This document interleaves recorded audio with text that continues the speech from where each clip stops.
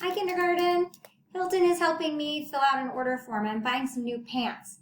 Hey, Hilton, how tall am I? It says I need to write down how tall I am to figure out my new pants. I'm what? I'm taller than the plant over there. Okay, Hilton, that's not going to help the people who are selling me pants. They've never seen me. They've never seen that plant. Yeah, I'm shorter than the building. Yeah, that's not helpful, Hilton. That's not like a number that I can tell them. They've never seen this building. They don't know if I'm a giant. Okay. How can I figure out how tall I am?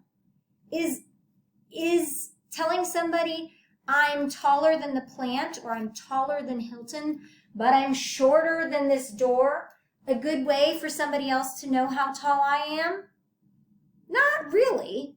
That's why we measure things to find out how long they are or how tall they are.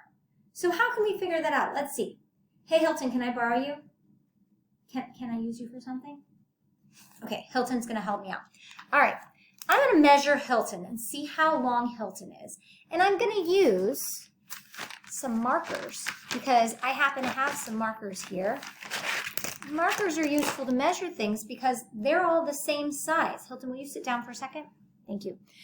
Markers are all the same size. So if I line up a bunch of markers next to each other, I can count them and say, oh, this thing is this many markers long.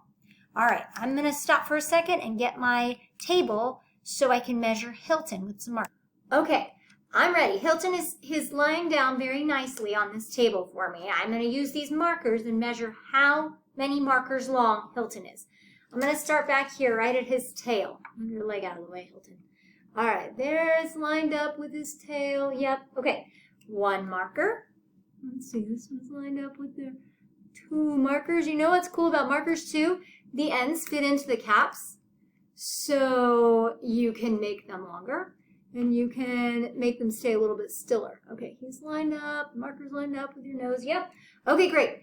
All right, now let's see.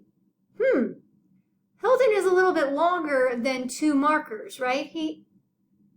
His nose sticks out. So maybe I could tell somebody Hilton is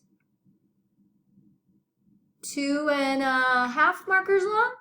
2.25 markers long, maybe? I don't know. All right. Hey, Hilton, can you measure me with markers? You what? He says no, he can't. He doesn't have opposable thumbs. He can't really hold markers very well while I'm standing up. It just won't work. Sorry, Hilton. Okay, well, Hilton is 2.5 markers long. I'm going to give you a challenge.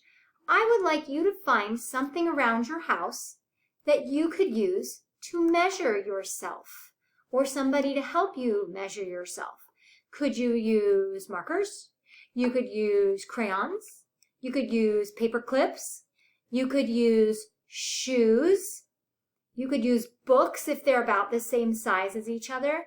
Anything that you have a lot of at your house that's about this size, not maybe about half this size, not much smaller than that, because if you use something really tiny, it's going to use a lot of them to measure you.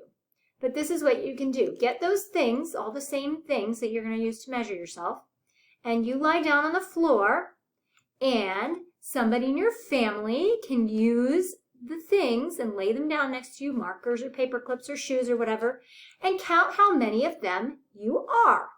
Then you can make that person lay down and you can measure them. Or you could go outside and do this on your driveway with chalk or in your backyard because the grass feels nice. But whatever you use, you got to use the same thing, the same items, the same kind of items, so you're measuring all the same way.